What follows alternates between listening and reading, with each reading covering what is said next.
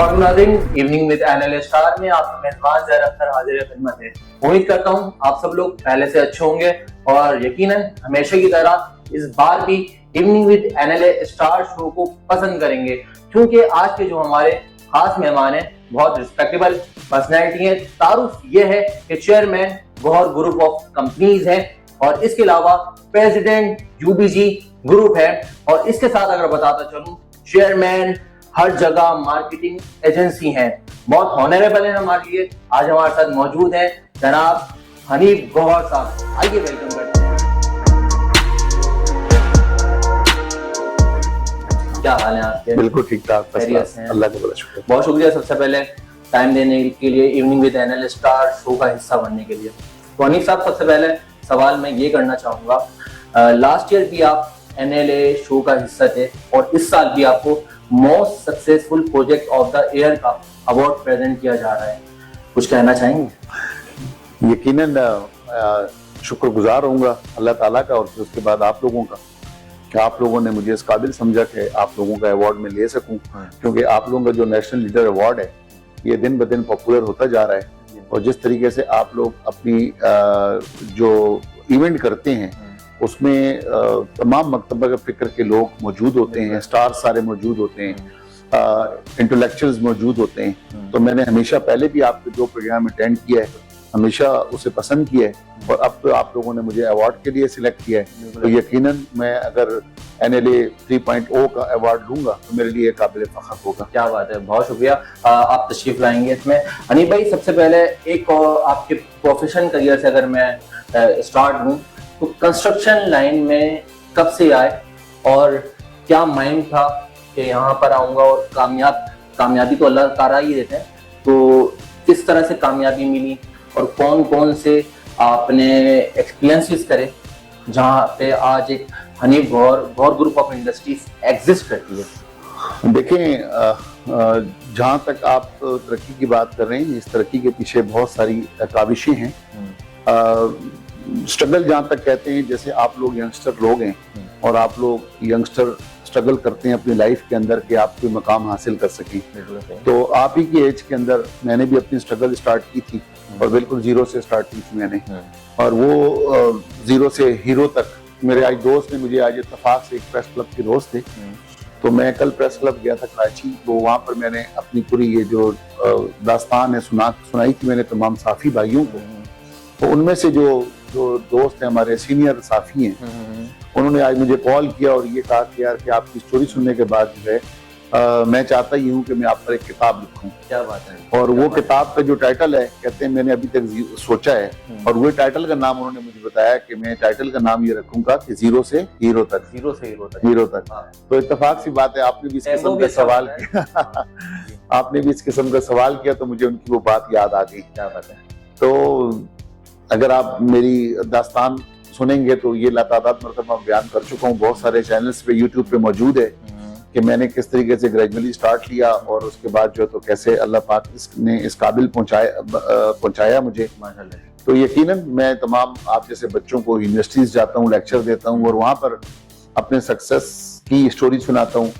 मैं बिल्कुल एंटरप्रेन्योर हूँ क्योंकि मैंने जो भी काम किया अपने बलबूते पर किया और अल्हम्दुलिल्लाह आज उस लेवल पे मैं चला गया कि पूरे पाकिस्तान के अंदर कोई ऐसी जगह नहीं है या कोई शख्सियत नहीं है जो मुझे ना जानता हूँ। सेल्फ मेड थे या कोई फैमिली सपोर्ट हासिल थी इस कंस्ट्रक्शन लाइन में आने के लिए? नहीं, बिल्कुल भी नहीं। मेरे वाले साहब पुलिस अफसर थे और हमारे कारोबार खानदान में कोई बिजनेसमैन नहीं था, तो मैंने तो बिल्कुल ग्रास रूट से स्टार्ट लिया, बिल्कुल थोड़े से पैसों से स्टार्ट किया जो थोड़े बहुत बचा के मैं लेकर आया था। बाद में सऊदी अरब गया था काम करने के लिए, वहां से मैं थोड़े बहुत पैसे बचा के लेकर आया, तो मैंने ग्रेजुअली यहाँ पे उन पैसों से काम शुरू किया और आस्ते आस्ते नशेब फराज भी देखे अपनी जिंदगी के अंदर। नशेब फराज देखने के बाद वक्तन फवक्तन जो है तो मैंने तरक्की की और आज अगर आप देखें गुज़िश्ता 25 साल के अंदर तो ना सिर्फ मुझे अल्लाह पाक ने इतनी तरक्की और नाम दिया है, मैं समझता हूँ कि मेरे अलावा भी बहुत सारे सक्सेसफुल लोग हैं जो इस कराची में और इस पाकिस्तान में मौजूद हैं कि जो कि गुज़िश्ता 25-30 साल के अंदर बने। तो मैं भी उस 25-30 साल वाला इंसान हूँ। 30 साल पहले अगर मेरी लाइफ में जाके झांकें आप तो मैं कुछ भी नहीं था, लेकिन ये कि 30 साल के अंदर जो है, क्योंकि मैं 1988 में मैंने स्टार्ट किया था। तो 1988 के बाद से मेरी ये जद्दोजहद और सारी चीज़ें शामिल थी मेरी ज़िंदगी के अंदर। तो वो जद्दोजहद करते करते मैं यहाँ तक आज ज़रूर पहुँच गया, और आज मैं इस काबिल हूँ कि मैं इस मुल्क को बहुत बड़ा टैक्स पेयर भी मैं हूँ। आज अल्हम्दुलिल्लाह मेरे पास जो तो बहुत सारे मेरे पास जो लोग मेरे साथ काम कर रहे हैं, जो मेरे कोलीग्स हैं मेरे ऑफिस के अंदर, अल्लाह ने मुझे उनका बड़ा बनाकर बिठाया, मुझे अपने ग्रुप का चेयरमैन बनाया। तो यकीनन जद्दोजहद करते रहनी चाहिए ज़िंदगी के अंदर, और ख़ास तौर पे यंगस्टर को, और क्रेडिबिलिटी पे कंप्रोमाइज़ नहीं करना चाहिए। आपकी गुडविल होनी चाहिए मार्केट के अंदर, आपका नाम खराब नहीं होना चाहिए। तो आप किसी भी शोबे में होंगे तो एक वक्त आएगा कि आप इंशाअल्लाह ताला वो मकाम हासिल कर लेंगे। बिल्कुल, क्या बात है। सबसे पहला प्रोजेक्ट कौन सा स्टार्ट किया? सबसे पहला प्रोजेक्ट मेरा गुलिस्तान जौहर ब्लॉक 14 में था, गौर प्राइड के नाम से, और वो मैं प्रोजेक्ट भी इसी तरह से था कि मैं हादसाती तौर पर इस काम में आया था, कोई विदाउट प्लान। मुझे मेरे कहीं पैसे फंस गए थे, तो मैंने वो रिकवरी के चक्कर में मुझे वो प्लॉट मिला, और वो प्लॉट मैंने कोशिश की कि मैं सेल कर सकूं, लेकिन वो जब सेल नहीं हुआ तो फिर मैंने इस शोबे को चुना और मैं खुद बिल्डर बना। और उसके बाद अल्लाह ने फिर काफी सारा तरक्की मुझे दे दी, और खाली एक प्रोजेक्ट नहीं, लातादाद कई डजन प्रोजेक्ट अल्हम्दुलिल्लाह मैं बना कर डिलीवर कर चुका हूँ। क्या बात है। लास्ट ईयर आपने एक प्रोजेक्ट के लॉन्च में धूम मचा दी। मैं समझता हूँ कि वो एक अनब्रेकेबल रिकॉर्ड था। तो इस तरह का मार्केटिंग स्ट्रेटेजी का ख्याल, प्लान कैसे ध्यान में आया? देखिए, जो मेरी मार्केटिंग की जो टीम है, मेरी हर जगह.com मेरी मार्केटिंग कंपनी है, उसका भी मैं लाज़मी बात है मैं चेयरमैन हूँ, हेड हूँ मैं। क्या बात है। तो जो मेरी मार्केटिंग कंपनी है वो आप जैसे सारे यंग बच्चों पर मुहित है। क्या बात। सारे के सारे कोई इंडस वैली से ग्रेजुएशन कर आया हुआ है, कोई इंटरनेशनल ग्रेजुएशन कर आया हुआ है, कोई साची इंटरनेशनल से हमारे पास हैं। तो वो हमारी जो टीम है वो सारे यंगस्टर की टीम है। जो आजकल के यंगस्टर होते हैं, यकीनन उनके आइडियाज जो है तो डिफरेंट आइडियाज होते हैं आज के दौर के हिसाब से, और उन्हें अप्रिशिएट भी करना चाहिए। तो वो जो आप जिस तरफ आप इशारा कर रहे हैं, आप यकीनन गौर विलास की लॉन्चिंग की बात कर रहे हैं, जिस पे आतिफ असलम साहब आए थे, और जी हाँ, कॉन्सर्ट कराची का इससे बड़ा कॉन्सर्ट नहीं हुआ, क्योंकि मुझे अहमद जान ज़ेब ने बताया कि मैं भी पिछले 30 साल से अहमद जान ज़ेब ने कहा कि मैं कॉन्सर्ट कर रहा हूँ, लेकिन इतना बड़ा कॉन्सर्ट मैंने कभी नहीं किया था। बिल्कुल, इतनी पब्लिक कभी एक जगह पे इकट्ठी नहीं हुई। मैंने सुना भी था वो आपने हाईवे के आपके कॉन्सर्ट की वजह से काफी रोड जाम हो गए थे। जब जिस जगह रोड जाम हो जाए कोई शो की वजह से, कोई इवेंट की वजह से, तो यकीनन वो एक सक्सेसफुल पॉपुलर इवेंट होता है। देखें, मुंह से कहना बड़ा आसान है, लेकिन 25,000 लोगों को इकट्ठा करना, 25,000 लोगों की गाड़ियों का अरेंज करना, 25,000 लोगों के खाने पीने का अरेंज करना, और उन सबको बगैर किसी इशू के। आतिफ असलम का शो ऐसा होता है कि आतिफ असलम के शो पे लोग जुनूनी हो जाते हैं, पागल हो जाते हैं। ऐसा ही है। अल्लाह ने आतिफ असलम को इतनी इज्जत दी हुई है, तो हमारे बच्चे बच्चियां, लड़कियां लड़के सारे के सारे बहुत प्यार करते हैं आतिफ से। लोगों तो वो सबके सब आखिर में आतिफ असलम का ऐसा होता है कि शो से पहले कोई ना कोई इशू बन जाता है, मतलब इतने क्राउड होता है, कंट्रोल से बाहर हो जाता है। लेकिन वो शो हमारा ऐसा था कि अल्लाह का शुक्र है कि जितने आतिफ असलम ने वादे किए थे कि इतने में गाना गाऊंगा, लेकिन उससे कई ज्यादा उसने अपने सॉन्ग प्ले किए और हमें सुनाए, लाइव सुनाए उन्होंने। और कोई भी अल्लाह का शुक्र है कि कोई ऐसी बदमज़गी नहीं हुई कि आतिफ असलम को प्रोग्राम छोड़ के जाना पड़े। क्या बात है। खैर खैरियत से प्रोग्राम हुआ, 25,000 लोग जैसे आए सारे, और उसी तरीके से जब प्रोग्राम खत्म हुआ तो जब डिस्बर्स्ड हुए तो वो भी खैर खैरियत से सारे अपने अपने घरों में गए। कोई ऐसा वाकया हमारे सामने नहीं आया कि लोगों को कोई तकलीफ हुई हो। क्या बात है। 25,000 लोगों का क्राउड जमा करना और आतिफ असलम जैसी पर्सनैलिटी का शो कराना, तो इसमें मैं समझता हूँ कि बहुत सारे गौर ग्रुप ने टिकट सेल करके पैसे भी जमा कर लिए होंगे। जी बिल्कुल ऐसा नहीं है, क्योंकि हमने फ्री फॉर ऑल था। क्या बात है भाई। हमने कोई पैसे की टिकट नहीं लगाए थे आतिफ असलम के शो पे। हालांकि लोग जो कमर्शियल प्रोग्राम करते हैं पैसे यकीनन वो 5,000 भी हम मांगते तो हमें देते, सब लोग देते हमें, लेकिन हमने एक कोई भी नहीं, हमने सारे लोगों को पास फ्री दिए थे। और तमाम कराची के लोग जो बगैर पास के उस दिन आए वहां तक पहुंच गए, हमारी साइड तक। क्या बात है। तो मैंने अपना पावर इस्तेमाल करते हुए मैंने सबको अलाउ करवाया। मैंने कहा यार अब जिसके पास नहीं है, तो अगर वो इतना दूर आ गया यहाँ पर गुलशन मेमार के पास, वो वापस जाएगा तो दिल में बड़ा कोसेगा। बिल्कुल ऐसा। तो फिर मैंने अपने जो सिक्योरिटी के लोग थे, मैंने उस दिन उन्हें अलाउ किया कि यार आपके जो भी बच्चा बच्ची आ गए इस प्रोग्राम को देखने के लिए, आप आने दें और उनकी गाड़ियों को पार्क करा दें, उनको एंजॉय करने दें। क्योंकि कोविड के बाद जो है ना 19 आपने कोविड-19 आया था, तो कोविड के बाद कोई बड़ा इवेंट कराची में हुआ भी नहीं था, तो लोग तरसे हुए थे किसी इवेंट के लिए, किसी ओपन एयर इवेंट के लिए। तो ये उसके बाद हमने पहला इवेंट इतना बड़ा किया, तो एक तो लोगों की ख्वाहिश भी थी कि हम किसी इवेंट को जाके अटेंड करें, और उसके बाद जो है तो अटेंड करने के अलावा लोगों के लिए ऐसा सरप्राइज था कि आतिफ असलम कराची आके उनके लिए परफॉर्म कर रहे हैं, और वो भी कोई बगैर खर्चा किए हुए। तो इसलिए कोई टिकट ही हमने नहीं लगाया था, कोई हमने पासेस के पैसे हमारे नहीं थे, सब फ्री था और फ्री फॉर ऑल। जबरदस्त शानदार कॉन्फ्रेंस रूम बनाने की वजूहत क्या पेश आई? ऐसा लग रहा है हम किसी मिनिस्टर हाउस में आ गए। देखिए जैद, ये जो कॉन्फ्रेंस हॉल है, आपने देखा होगा कि इसके ऊपर आपको नजर आ रहा है नाम एस एम मुनीर भाईजान। एस एम मुनीर भाईजान हमारे बिजनेस कम्युनिटी के लीडर थे पूरे पाकिस्तान के, और हमारे यूनाइटेड बिजनेस ग्रुप के पैटर्न चीफ थे। क्या बात है। आपके इल्म के अंदर है कि उनकी सडनली लास्ट ईयर उनकी डेथ हो गई थी, तो उनकी डेथ के बाद यकीनन मैंने खिराज तहसीन पेश करने के लिए अपने लीडर को अपनी जो ये ऑफिस में जो सबसे खूबसूरत पार्ट है हमारा ये कॉन्फ्रेंस हॉल का, ये हमने डेडिकेट किया एस एम मुनीर साहब के नाम पे। और खुशकिस्मती ये देखें कि इस वक्त जो है उनके जो साहबजादे हैं, जो इस वक्त हमारे पैटर्न चीफ हैं, उनके इंतकाल के बाद जनाब एस एम तनवीर साहब, इनका जो इनॉग्रेशन जो किया वो भी उनके अपने बेटे ने एज ए मिनिस्टर आके किया। क्या बात है। तो मैं समझता हूँ कि हमें अपने बुजुर्गों का ख्याल करना चाहिए, रिस्पेक्ट करनी चाहिए, और खास तौर पे अपने बिजनेस लीडर्स का।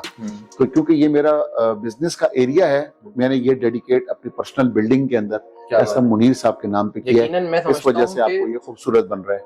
यकीनन मैं समझता हूँ कि ये आपके खास ममनून नजर भी थे। यकीनन कि मुझसे उनका बड़ा प्यार था, और मुझे वो हमेशा से शेर बब्बर का मुझे खिताब दिया था।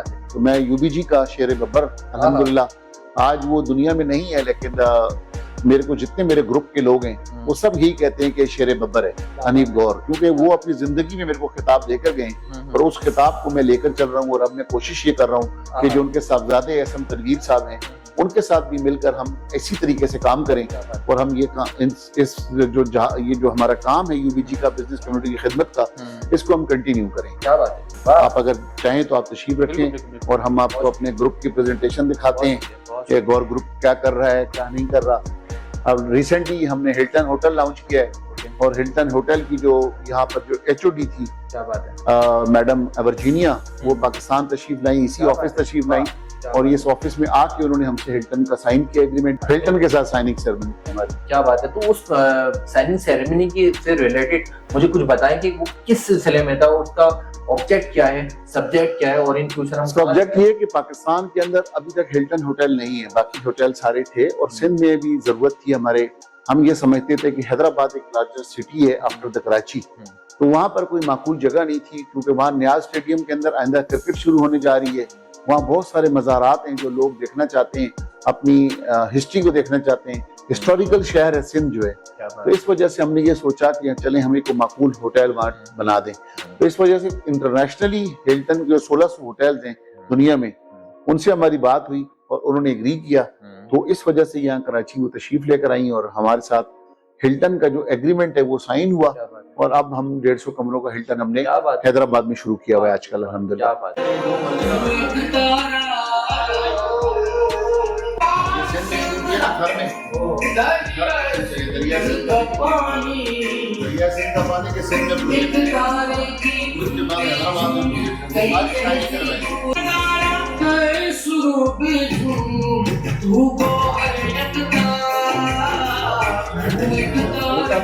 सोशल सर्कल में भी काफी आप एक्टिव हैं, तो कैसे मैनेज करते हैं इतना बड़ा बिजनेस और प्लस सोशल? देखिए सोशल मैं समझता हूँ कि आपका जो आज का जो बिजनेस है वो आपका सोशल गैदरिंग से भी मशहूर है। बिल्कुल है, क्योंकि आपकी जितनी ताल्लुकदारी होगी, आपकी पीआर होगी, उतने बिजनेस के मौके आपको ज्यादा मिलते हैं। अब जरूरी होता है। तो आपका तो देखें कि जब आप खुद स्ट्रगल कर रहे होते हैं, तो स्ट्रगल करके जब एक मकाम पे पहुंच जाते हैं, उस मकाम पे पहुंचने के बाद फिर कोई भी कारोबार हो वो ऑटो पे चला जाता है। बिल्कुल। तो अब जो है जो मेरा जो बिजनेस है वो यकीनन मैं समझता हूँ कि मेरा ऑटो पर है, क्योंकि मेरे पास जो प्रोफेशनल टीम है, जैसे मैंने यंगस्टर का कहा जो हर जगह .com चला रहे हैं, उसमें यूनस खान है, जाकिर है, आमिर है, और उनकी पूरी टीम है। तो यकीनन कि वो तमाम सेल्स को, रिकवरी को, स्ट्रेटेजी को, मार्केटिंग को सब बेहतरीन अंदाज में चला रहे हैं। तो उन्होंने अपनी जिम्मेदारी ली हुई है। इसी तरीके से जो मेरी टेक्निकल टीम है, तो हर प्रोजेक्ट पर मेरे इंजीनियर्स मौजूद हैं, मेरे प्रोजेक्ट मैनेजर मौजूद हैं, तो हेड ऑफिस पे बैठे हुए लोग उन्हें लुक आफ्टर कर रहे होते हैं। तो मैं उस पोजीशन पर हूँ कि मैंने सिर्फ डिसीजन लेना होता है। तो मैं इस वजह से अपनी लिमिटेड मीटिंग्स करता हूँ जिनसे मेरा टाइम बना हुआ होता है, मैं सिर्फ उनसे मिलता हूँ और मैं डे टू डे अफेयर के अंदर ऐसे में इन्वॉल्व नहीं होता कि मैं हर डे टू डे अफेयर के अंदर इन्वॉल्व हूँ। डे टू डे मसरूफियात है। इसी वजह से मैं जो हूँ तो बहुत ज्यादा कनेक्टेड हूँ अपनी तमाम लोगों से।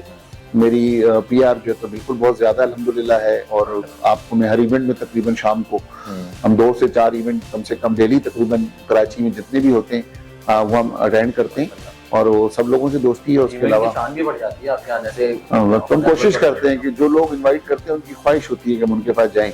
जब हम जाते हैं तो वो अपना ऑनर फील करते हैं, इज्जत फील करते हैं, तो हम भी जाते हैं। यकीनन कि लाजमी बात है कि इन बच्चों को अगर हम इनकरेज नहीं करेंगे तो ये आगे तरक्की कैसे करेंगे, आगे बढ़ेंगे नहीं।